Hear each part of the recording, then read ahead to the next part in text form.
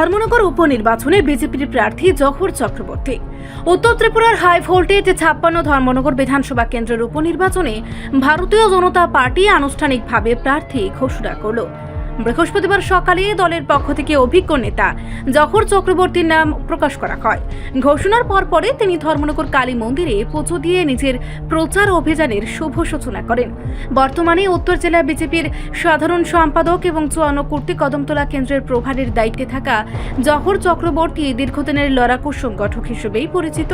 রাজনৈতিক পরিবারে বেড়ে ওঠা এই নেতার সহধর্মিণী বর্ণালী গোস্বামী রাজ্য মহিলা কমিশনের প্রাক্তন চেয়ারপারসন এবং তার শ্বশুর প্রয়াত রসিক রঞ্জন গোস্বামী ছিলেন উত্তর ত্রিপুরায় বিজেপির আদি সংগঠকদের অন্যতম। প্রার্থী হিসেবে মনোনীত হওয়ার পর দলের রাজ্য ও কেন্দ্রীয় নেতৃত্বের প্রতি কৃতজ্ঞতা প্রকাশ করেন জহর চক্রবর্তী। তিনি আত্মবিশ্বাসের সঙ্গে জানান, প্রয়াত বিধায়ক বিশ্ববন্ধু সেনের দেখানো পথেই উন্নয়নের ধারা বজায় থাকবে। পাশাপাশি দাবি করেন, সংগঠনের শক্তিতে বিরোধীদের এবার জামানত বাজেয়াপ্ত হবে। অভিজ্ঞ ও স্বচ্ছ ভাবমূর্তির এই নেতাকে প্রার্থী করায় উত্তর ত্রিপুরার বিজেপি কর্মী সমর্থকদের মধ্যে ব্যাপক উৎসাহ দেখা যাচ্ছে। রাজনৈতিক মহলের মতে একজন পুরনো ও দক্ষ সংগঠককে ময়দানে নামিয়ে বিজেপি এই কেন্দ্রে নিজেদের আধিপত্য বজায় রাখার স্পষ্ট বার্তা দিয়েছে। এই প্রার্থী ঘোষণার মধ্য দিয়েই ধর্মনগর উপনির্বাচন আরও উত্তেজনাপূর্ণ হয়ে উঠল। বিজেপি সমর্থকদের উচ্ছ্বাস এবং জহর চক্রবর্তীর আত্মবিশ্বাস মিলিয়ে এখন নজর রাজনৈতিক লড়াইয়ের দিকে, যেখানে উন্নয়ন ও সংগঠনের শক্তিকে হাতিয়ার করে তিনি ভোটারদের মন জয় করার চেষ্টা করবেন। আপনাদের মাধ্যমে আমি ধর্মনগরবাসী তথা ত্রিপুরার আপামর জনসাধারণকে আপনাদের মাধ্যমে আমি নমস্কার জানাই। ধর্মনগরের জন্য মেসেজ একটাই, আমরা সবাই মিলে ধর্মনগরবাসী, আমরা জাতি ধর্ম বর্ণ নির্বিশেষে সবাই মিলে আমরা ধর্মনগরকে উন্নত ধর্মনগরে তৈরি করব, এটাই হচ্ছে আমাদের মূল লক্ষ্য। দাদা, দীর্ঘদিন ধরে এই দলে আছেন, দীর্ঘদিন ধরে এখানে আপনি বিভিন্নভাবে কাজ করে যাচ্ছেন। আজকে 56 মনোনয়ন প্রার্থী হিসেবে আপনি মনোনীত হয়েছেন। দীর্ঘদিনের জীবনের অভিজ্ঞতা নিয়ে কি বলবেন? দেখুন, এখানে ভারতীয় জনতা পার্টিতে দীর্ঘদিন নতুন পুরন এরকম কোনো কথা নেই।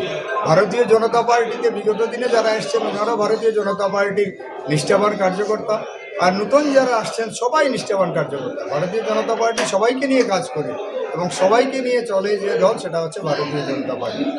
আমার অভিজ্ঞতা এটাই, আমার রাজনৈতিক জীবন আজকে 42 বছরের মতো হয়ে গেছে।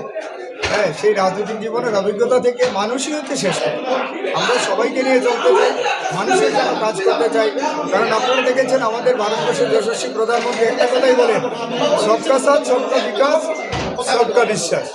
সেই নীতিতেই আমরা ভারতীয় জনতা পার্টি বিশ্বাসী এবং সেই নীতিতেই কাজ করে গেছেন আমাদের ধর্মনগরের বিগত দিনে যিনি বিধায়ক ছিলেন, সম্মানিত বিধায়ক তথা ত্রিপুরা বিধানসভার সম্মানিত অধ্যক্ষ বিশ্ববন্ধু সেন মহোদয়, যিনি প্রয়াত হয়েছে। তিনিও চেয়েছেন ধর্মনগরকে কিভাবে উন্নত করা যায়। আমাদের রাজ্যের মাননীয় মুখ্যমন্ত্রী প্রফেসর ডক্টর মানিক শাহ মহোদয় চেয়েছেন কিভাবে আমাদের ধর্মনগর তথা ত্রিপুরাকে উন্নত ত্রিপুরাতে তৈরি করা যায়। আমাদের ত্রিপুরা রাজ্যের আমাদের সম্মানীয় সাংসদ, রাজ্যসভার সাংসদ, আমাদের ভারতীয় জনতা পার্টির সম্মানীয় প্রদেশ সভাপতি রাজীব ভট্টাচার্য মহোদয়, উনিও চেয়েছেন কিভাবে ত্রিপুরা আমাদের ধর্মনগরকে আরো উন্নত করা যায়, সেই লক্ষ্যে কাজ করেছে। বিগত দিনে আমাদের ত্রিপুরা রাজ্যের যিনি আমাদের মুখ্যমন্ত্রীর দায়িত্বে ছিলেন বিপ্লব কুমার দেব, তিনিও চেষ্টা করে গেছেন ত্রিপুরার উন্নয়ন, ধর্মনগরের উন্নয়ন চেষ্টা করে গেছেন। এই ভারতীয় জনতা পার্টি আমরা সর্বস্তরের কার্যকর্তারা, আমাদের দলীয় স্তরের প্রশাসনিক স্তরের সবার একটাই লক্ষ্য, উন্নয়ন উন্নয়ন উন্নয়ন। সেই ডেভেলপমেন্টকে নিয়েই আমরা কাজ করতে চাই এবং সবার ঘরে ভারতীয় জনতা পার্টি সেই বার্তাটুকু পৌঁছে দেওয়াই হচ্ছে আমাদের ভারতীয় জনতা পার্টির মূল লক্ষ্য। কারণ আপনারা দেখেছেন দীনদয়াল উপাধ্যায় অন্তর্দয় যোজনার কথা বলেছেন যে সমাজের যে পিছিয়ে পড়া ব্যক্তি যে রয়েছে, যার ঘরে অন্ন নেই, যার ঘরে শিক্ষা নেই, যার ঘরে স্বাস্থ্য নেই, যার ঘরে বস্ত্র নেই, সেখানে পৌঁছে দেওয়াই হচ্ছে ভারতীয় জনতা পার্টির কার্যকর্তাদের কাজ এবং সেই লক্ষ্যেই আমরা কাজ করি বলেই আজকে ভারতীয় জনতা পার্টি শুধু ত্রিপুরা নয়, আসাম নয়, উত্তর পূর্বাঞ্চল নয়, সমগ্র ভারতবর্ষে আজকে বিস্তার লাভ করেছে মানুষের উন্নয়নের স্বার্থে। সবকা সাথ, সবকা বিকাশ, সবকা উন্নয়নের স্বার্থে আজকে বিকাশ লাভ করেই আজকে পৃথিবীতে সর্ববৃহৎ পার্টি হিসেবে উঠে এসেছে বন্ধুগণ। তার জন্যই আজকে আমাদের যশস্বী প্রধানমন্ত্রী, আজকে বিশ্বের সর্বশ্রেষ্ঠ নেতা আজকে আমাদের স্বরাষ্ট্রমন্ত্রী অমিত শাহজি, উনি সর্বশ্রেষ্ঠ নেতা, আমাদের সর্বভারতীয় সভাপতি জেপি নাড্ডাজি ছিলেন বিগত দিনে।